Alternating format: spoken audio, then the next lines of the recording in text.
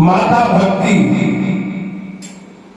जिसके दो बेटा थे, एक का नाम ज्ञान था, दूसरे का नाम वैराग्य था।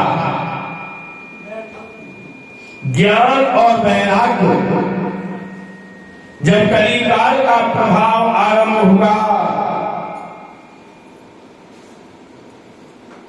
माता पृथ्वी के दोनों पुत्र वृद्धावस्था की ओर चले गए। ऐसे चलते चलते माता भक्ति के पास में नारद जी आए। नारद जी ने पूछा, देवी तुम्हारा नाम क्या है? उसी समय माता पृथ्वी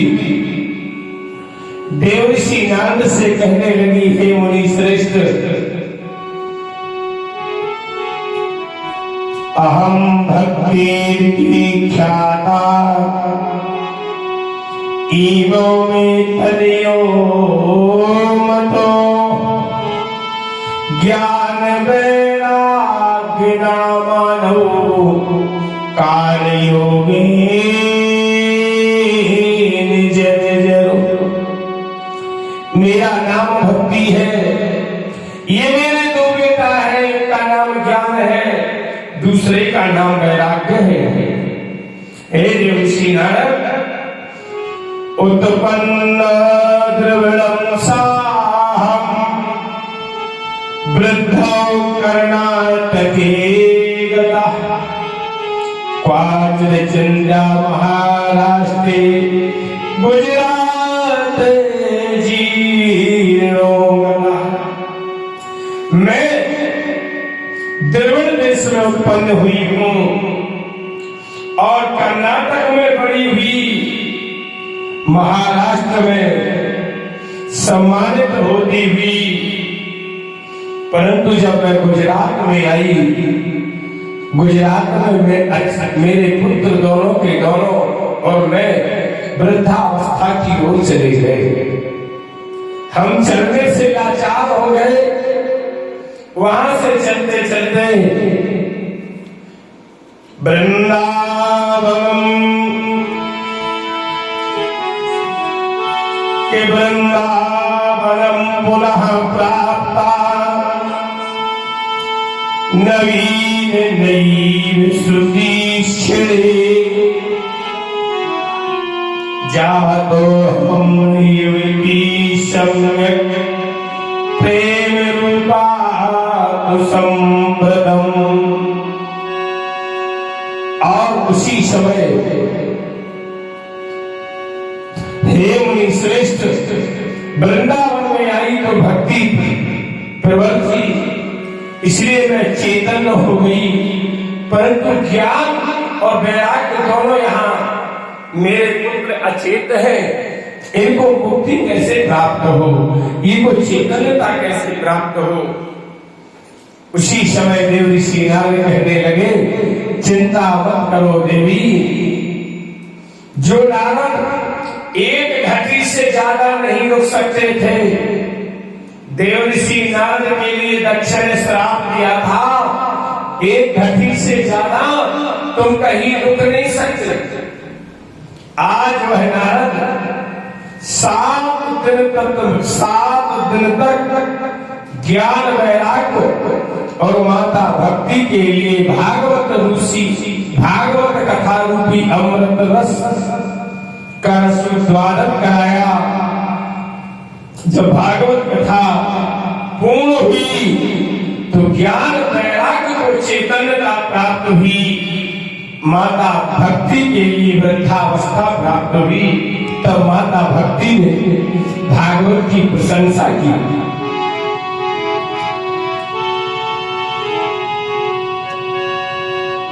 धन्यं भागवतं परं धन्यस्तदा गते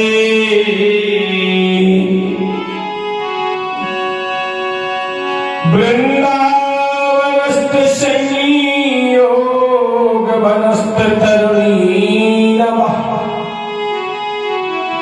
धन्यं वृंदावनं तेन भक्ति नृत्यति तत्र च जयति यस्य कायाधवस्ते वचन रचनमेकं केवलं चाकृष्यो।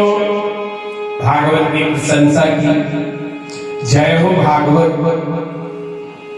मेरे पास वो वाणी नहीं है, मैं किस वाणी से भागवत की प्रशंसा करूं। भागवत भक्ति, मुक्ति, युक्ति, ज्ञान, वैराग्य आदि को प्रदान करने वाली है। इसके बाद सूत जी कहते हैं स्वर्णकालिक ऋषियों, और भगवान सुखदेव जी कहते परीक्षित जी, एक ब्राह्मण थे जिन ब्राह्मण का नाम आत्मदेव था।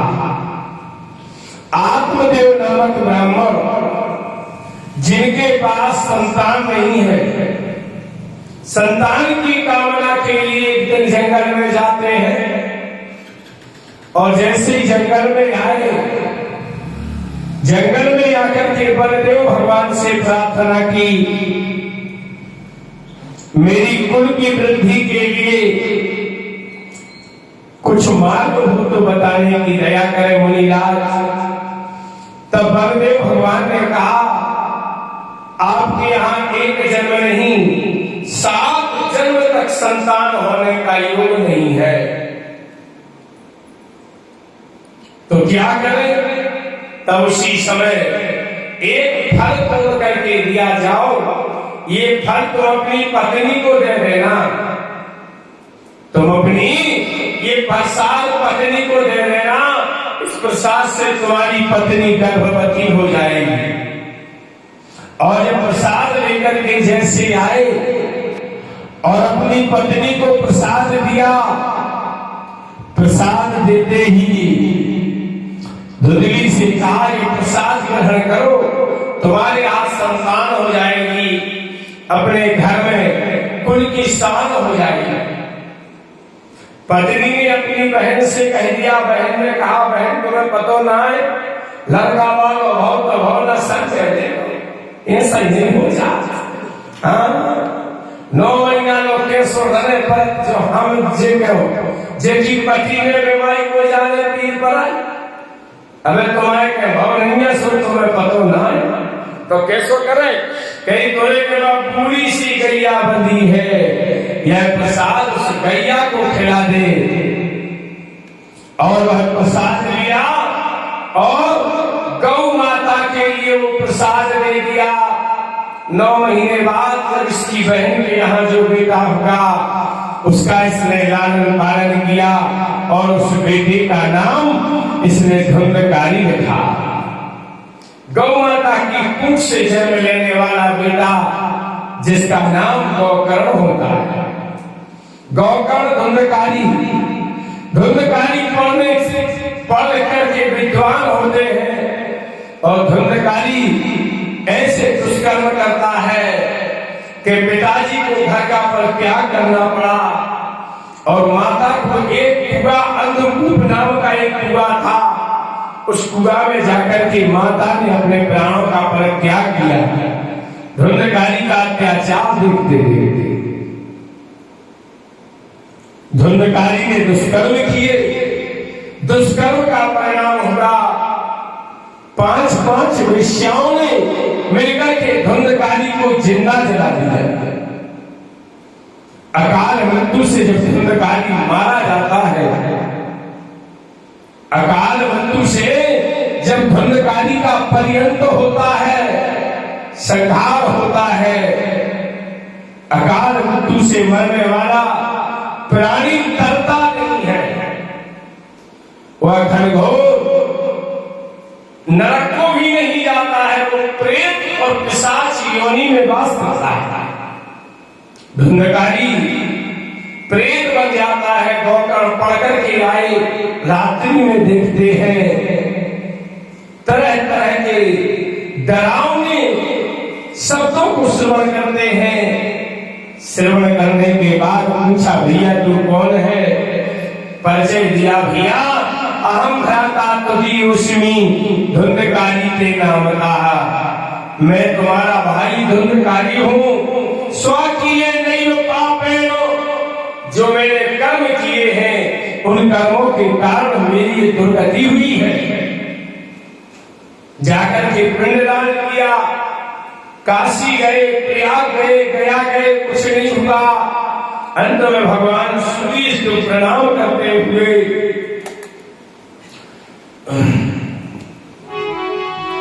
तुभ्यं नमो जगत साक्षिन् ब्रूहि मे मुक्ति हेतुका तच्छ्रुत्वा दुर्विदा सूर्यः स्फुटस्यात्मभासतः।